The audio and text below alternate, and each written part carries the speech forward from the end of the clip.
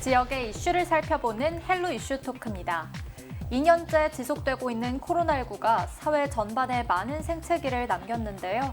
이번 시간에는 코로나19로 인해 어떤 어려움들이 있었는지 되돌아보고 앞으로는 어떤 방향으로 나아가면 좋을지 살펴봅니다.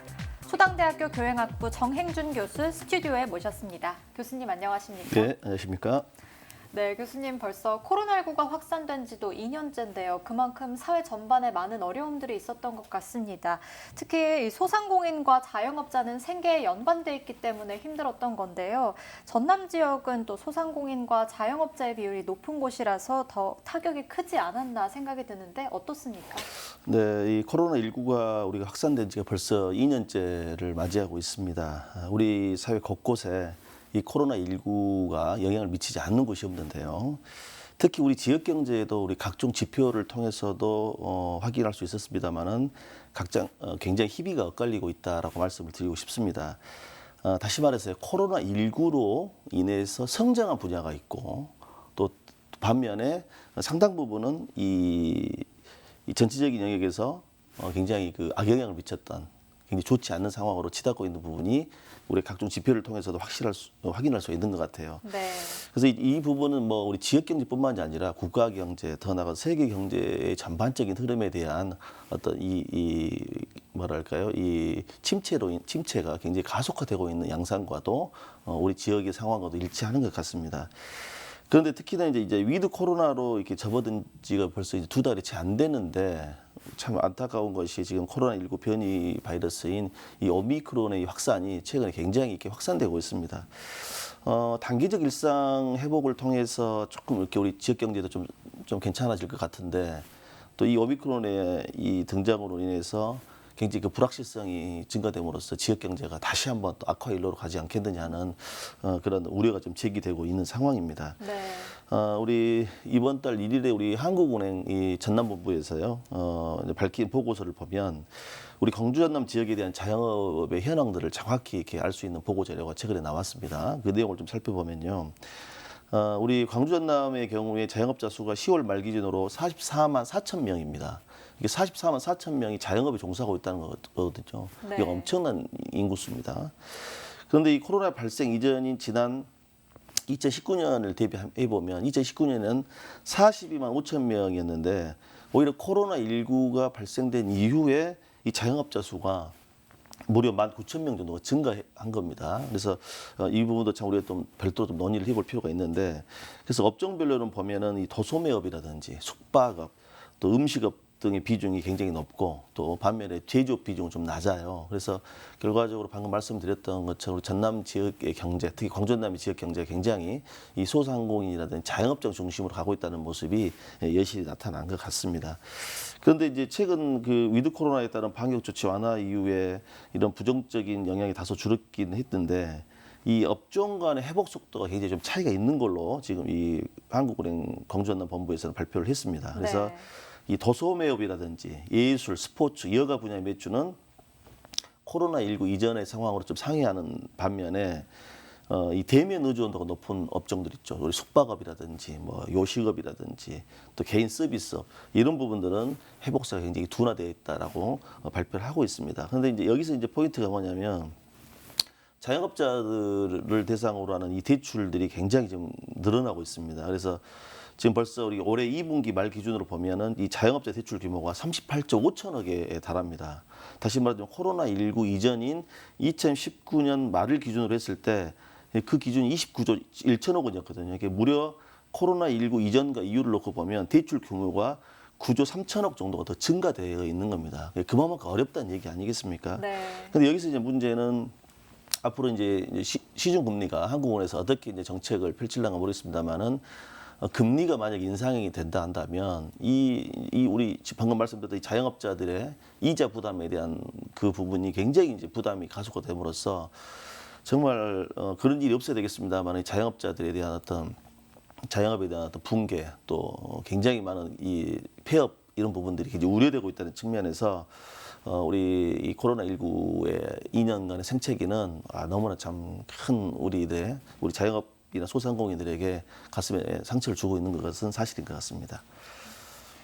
네, 지역 경제가 또 전반적으로 침체되어 있는 상황이었다고 말씀해 주셨습니다. 네. 그런데 또 전라남도가 이제 예산을 확보해서 내년을 전남 방문의 해로 만들겠다는 계획을 세웠는데요. 교수님께서는 전남 문화관광 활성화 대책 어떻게 준비하면 된다고 보시나요? 자, 우리 전라남도가 이번에 참 많은 노력을 좀 해서요. 이 국고 지원을 참 이렇게 잘 받은 것 같습니다. 그래서 우리 이 전라남도의 기본 정책이 이 문화 수입만 해서 이 문화관광 측면에서 관광객 600만 명 시대에서 죄송합니다. 6천만 명 시대에서 7천만 시대로 도약을 해보겠다는 것이 아주 전라남도의 아주 야심찬 계획입니다. 네.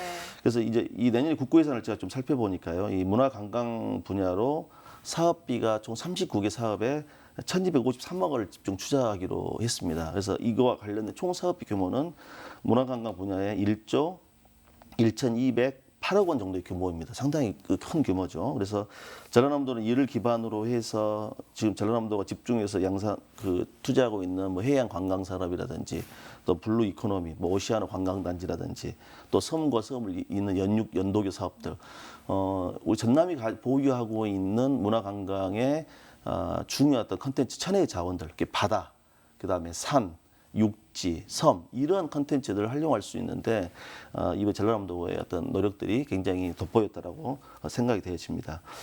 그리고 이제 이 지점에서 우리가 이제 전라남도 이제 문화관광 쪽에 대한 활성화를 위한 좀 대책에 대한 측면에서 저는 이제 우리 이 전남이 앞으로 지금 문화관광 분야에서는 우리 대한민국을 넘어서 세계적인 곳이 될 수 있는 가능성이 있다고 저는 판단이 되어지는 그 요인들 몇 가지 정리를 해봤어요. 네. 우리 전남은 지금 현재 보면은 도로교통으로서는 뭐 이미 다 구축이 되어 있습니다. 우리 서해안 고속도로라든지 또 목포, 순천간 고속도로를 통해서 영남권에서도 또 수도권, 충청권에서도 올 수 있는 도로교통망 이미 구축이 되어 있고 또 두 번째는 이 철도교통의 혁신입니다. 지금 우리 광주 송정과 목포 구간에 KTX 전용선이 무안국제공항을 경유해서 이제 하는 걸 확정이 돼서 지금 열심히 지금 공사를 진행 중에 있지 않습니까? 그리고 또 이렇게 이제 목포와 보성 간에 또 철도도 지금 우리가 아마 내년 하반기나 내후년 정도면 완공이 됩니다. 네. 그럼 철도 교통을 중심으로 하더라도 수도권 안에서 2시간 이내에 전남 서남권으로 방문할 수도 있고 또 목포 부산 간 철도가 완전히 이제 전철화로 연결이 되다 보면 목포 부산 간에도 거의 2시간 내외 정도, 2시간 20, 30분 내외로 부산 지역에서도 우리 전라남도로 올 수가 있는 겁니다. 또 세 번째는 이제 항공교통인데요. 뭐 잘 아시다시피겠습니다만 무안국제공항이 이제 뭐 다음 정부가 좀 논의를 해야 되겠습니다만 활주로 연장을 좀 더 하게 되면 이 대형 항공기, 우리가 뭐 전보 비행기라든지 이 대형 항공기가 이착륙이 가능하게 된다면 위드 코로나 또 포스트 코로나 시대에 대해서 외국인 관광객들이 얼마든지 우리 항공교통을 통해서 올 수 있다라는 또 장점이 있고 그리고 네 번째로 이 해상교통도 우리 전라남도 가지고 있는 굉장히 큰 장점입니다. 해상교통이라고 하니까 이제 여기서 말하는 물류를 얘기하는 건 아니지만 우리나라에서 사실은 최고의 국제도시이고 관광도시는 제주도입니다.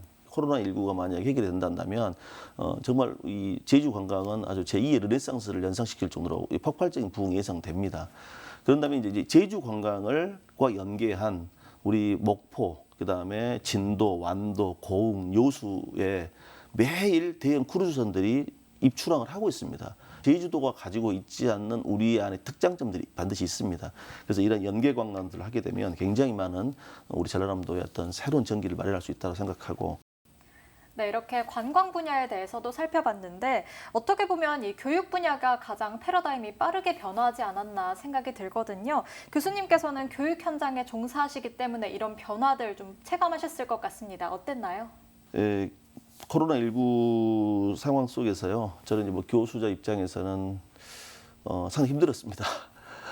생소했던 온라인 교육이라는 것을 해야 되고 또 무엇보다도 이 가르침의 방법에 대한 이제 소위 말해서 코로나19로 인해서 가르치는 방법을 변화해야만 하는 그런 어떤 상황으로 이제 연출이 돼버렸습니다. 그래서 그렇지 않아도 우리 4차 산업혁명이라든지 AI라든지 이런 시대적 변화에 따라서 학교 교육에 대한 변화가 불가피했는데 이 코로나19가 우리 아까 퍼플섬의 어떤 모습처럼 교육의 변화에 완전한 촉매제를 부여해버린 것 같습니다. 이제는 이 교육의 변화가 이 코로나19로 인해서라도 이제 완전히 이제 탈바꿈해버리는 그 대표적인 예가 이제 온라인 교육이 이 상시화가 돼버린 겁니다. 네. 그런 측면에서 우리 전남 교육을 돌아보더라도 이런 코로나19라는 재앙 속에서 교육을 온라인 교육과 우리 흔히 말하는 대면 수업과 비대면 수업, 이게 강의실 수업과 온라인 수업을 병행할 수 있는 먼저 그런 디지털 시스템 체계가 구축됐다는 것이 굉장히 참 다행스러운 것 같아요. 저도 이번 코로나19라는 상황을 지켜보면서 교육 현장에서 참 우리나라가 좋은 나라구나, 잘 사는 나라라는 걸 다시 한번 느꼈습니다. 이걸 온라인 체계로 구축할 수 있는 시스템을 그 순식간에 구축하고 또 여기 있는 우리 교사 선생님이나 대학 선생님들 모두가 바로 온라인 교육을 개인들이 할 수 있을 정도의 역량들이 언제 그렇게 준비하셨는지 모르겠는데 정말 다이나믹하게 했습니다. 네. 물론 이제 교육의 질적인 측면은 뭐 좀 논의를 해야 되겠지만 이런 형식적인 측면에서 과감한 어떤 시대적인 변화에 우리 교수자들이 선도적으로 대응했다는 것은 자명한 것 같아요. 근데 두 번째로 보면 또 이제 학습자 입장에서도 굉장히 많은 이제 혼란이 왔죠. 사실 혼란도 왔지만 가능성도 많이 보였습니다. 항상 우리가 말하면 교실 안에서 수업을 받는 것이 이게 수업의 원칙이었다면 학습자들도 이제 1인 학습 체제로 해서 이러닝 방식으로 해서 온라인을 통해서 온 오프라인을 병행하는 수업의 형태가 학습자들이 처음에 생소했는데 이제는 많이 적응을 하고 있는 양상인 것 같습니다. 그래서 이제 이를 이제 종합해 보면 우리가 이제 이 코로나19라는 이 상황이 엄중한 상황이 우리 교육의 변화, 특히나 교육 방법의 변화를 촉진했었고 이러한 변화는 일시적인 것이 아니라 앞으로 계속해서 가속화될 수밖에 없는 우리가 말하는 교실 붕괴, 교실 혁명이라고 표현할 정도로 굉장히 이런 부분이 탄력적을 받을 수밖에 없다라고 판단이 되어집니다.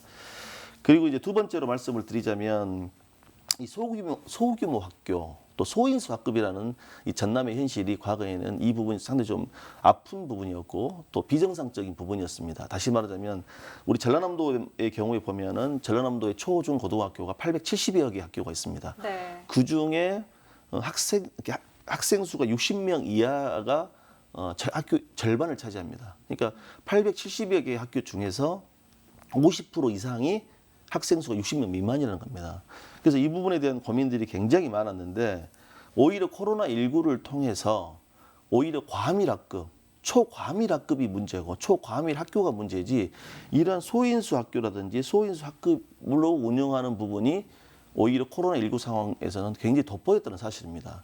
특히 우리 전라남도 같은 경우에 이제 뭐 우리 목포, 순천, 광양, 여수, 나주 등 이 도시 중심의 과밀학급을 제외한 상당수 학교들은 정상적인 학사 일정을 운영하는 데 큰 어려움이 없었습니다. 왜 그러냐면 60명 이하의 학교이기 때문에 이미 사회적 거리를 두고 있고 또 우리나라의 경우에는 교육 그 인프라 구축, 특히 디지털 기반의 인프라 구축이 아주 잘 돼 있습니다.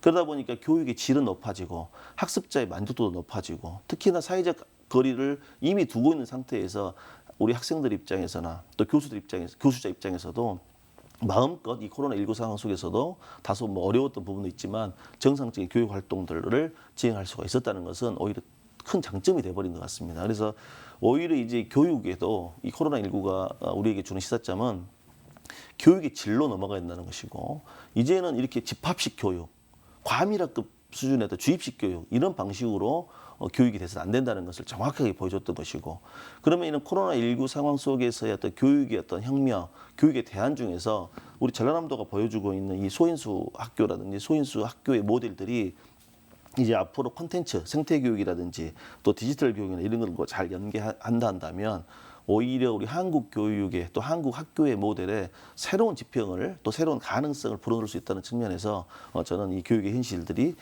굉장히 아팠지만 또 어두웠지만 반면에 우리에게 어떤 가능성과 희망을 보여줬다라고 생각이 되어집니다. 네, 이렇게 지금까지 교수님과 분야별로 코로나19로 인해 어떤 어려움들 그리고 변화들이 있었는지 구체적으로 이야기 나눠봤는데요. 그렇다면 전반적으로 이 분야들을 활성화시키기 위해서 전남 맞춤형 사업이나 정책은 어떻게 추진하면 된다고 보십니까? 지금 우리 이제 전남의 경우가 이제 보면은 이제 여러 우리가 역점 시책들이 있는데 특히 경제 분야에서 보면 지금 ESG라는 이 경영 개념이 굉장히 지금 화두가 되고 있습니다. 이 ESG란 말은 뭐냐면 우리가 환경을 뜻하는 environment, 그다음에 사회를 뜻하는 social, 그다음에 지배구조를 얘기하는 거버넌스의 머리 글자인데요. 이 ESG 경영이라는 이 용어가 코로나19 이후에 집중 대두된 개념입니다. 물론 그 전부터 이 ESG 경영이라는 개념이 대두됐는데 결과적으로 이 말이 뭐냐면 이제는 사회든 또 기업이든 국가든 철저한 이런 환경의 개념에 즉 이 환경을 보존하고 환경을 유지하고 하는 이 측면에서 모든 어떤 그 핵심을 우리가 추구해야 된다는 이야기거든요. 네. 그다음에 이 사회 구조도 마찬가지. 우리 코로나19를 경험하면서 느꼈던 것처럼요. 그래서 우리 전라남도 같은 경우는 이미 이런 ESG 경영에 부합하기 위해서 블루 이코노미 사업들을 지금 전개를 하고 있습니다. 이런 측면에서 우리 전남도가 딱 맞아 떨어지는 것 같아요. 거듭 말씀드리지만 전남이 가지고 있는 천혜 자연 환경 보존이 비교적 잘 돼 있는 이 전남이 가지고 있는 이 장점들을 전라남도가 이 블루 이코노미라는 이 정책과 연계해 가지고 지금 우리가 세계적인 흐름이 ESG 경영과 이렇게 이 정합성을 이루고 있거든요. 그런다면 이제 이런 부분들이 만약에 좀 더 활성화되고 또 이런 부분들이 지속적으로 추구하게 된다면 우리 전남이 진짜 말 그대로 우리의 신성장 산업이고 우리 전남의 굴뚝 없는 친환경 미래 산업들이 우리 전라남도의 메카로서 작용되지 않겠나 싶습니다.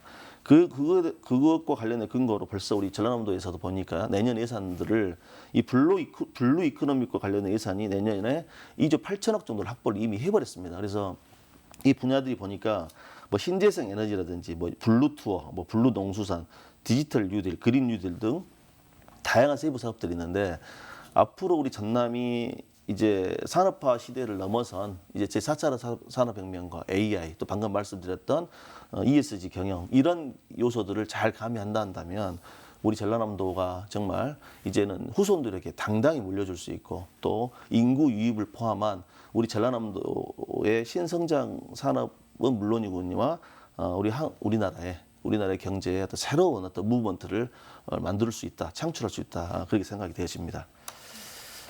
네, 말씀해주신 이 사업들과 정책들로 지금보다 좀 상황이 좀 더 나아질 수 있었으면 하는 바람이 있습니다. 네, 그런데 최근 이제 코로나19의 새로운 변이 바이러스인 오미크론이 발생하면서 우려의 목소리가 높잖아요. 정말 끝날 듯 끝나지 않는 현실인 것 같습니다. 위드 코로나 그리고 코로나19 시대 이후의 시대에 남은 과제라고 할까요? 무엇이라고 볼 수 있을까요? 참 오미크론이 남아프리카 공화국에서 발생한 지 얼마 되지도 않았는데 우리 전라남도에 또 도착을 했습니다. 참 우리가 이제는 지구촌에서 살아가고 있다는 것을 이 질병을 통해서라도 확인할 수 있는 것 같아요. 이제는 이 위드 코로나 또 오미크론의 또 확산 등등 사실 이 코로나가 정복이 된다 할지라도 우리 인류는 이 감염병과 관련해서 끊임없는 도전과 응전을 펼칠 수밖에 없는 상황인 것 같습니다. 그래서 저는 이제 개인적으로 봤을 때 우리가 지금 오미크론의 지금 굉장히 큰 확산을 통해서 다시 한번 우리가 개인 생활 방역 수칙들을 좀 준수해야 될 것 같고요. 또 무엇보다도 우리 제가 방금 말씀드렸던 ESG에서 말씀드렸던 그 경영의 개념처럼 우리가 이 환경을 좀 보존하고 또 자연을 아끼는 이러한 우리 도민들의 노력들이 좀 필요할 것 같습니다. 그리고 사회적 과제를 보면 이제 국가 운영 기조에서 많은 변화가 예상될 것 같습니다. 특히나 이제 이 우리가 세월호 사건 이후에 국민에 대한 안전에 대한 문제가 굉장히 대두됐다 한다면 이제는 이제 보건에 대한 체계를 구축하고 국민의 어떤 질병으로부터 안전 이 부분이 국가의 운영의 중요한 과제가 될 것 같고 또 인류적 과제로 본다면 거듭 말씀드리지만 이 고장난 자본주의 체제가 언제까지 계속돼야 되느냐 인간의 욕망들은 끊임없이 계속해서 이 자본주의 체제 속에서 정말 계속 억제를 할 수 없는 절제를 할 수 없는 상황으로 치닫고 있는 상황 속에서 이제는 자연과 함께 동행하고 또 이 인류가 더불어 함께 살아가는 즉 이념 낡은 이념으로 살아가고 또 민족과 국가와 뭐 종교 이런 문제가 아니라 이제는 더불어 함께 살아가는 지구촌의 어떤 가족으로서 공동체 정신을 함양하지 않고는 우리 전라남도도 대한민국도 우리 지구촌 자체도 이제는 공존하기 즉 생존하기가 어렵다 그런 시대가 왔다 그리고 그것이 곧바로 코로나19가 지금 또 이 오미크론이 확산에 따라서 우리들에게 귀한 가르침을 또 성찰을 주고 있는 것 같습니다. 네, 이렇게 하루빨리 또 일상을 회복할 수 있도록 모두가 긴장을 늦추지 않고 끝까지 협조해야 할 것 같습니다. 교수님 오늘 나와주셔서 감사합니다.